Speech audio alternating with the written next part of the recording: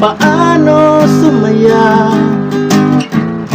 Iwasan ang inggit at makontento kung anong meron ka.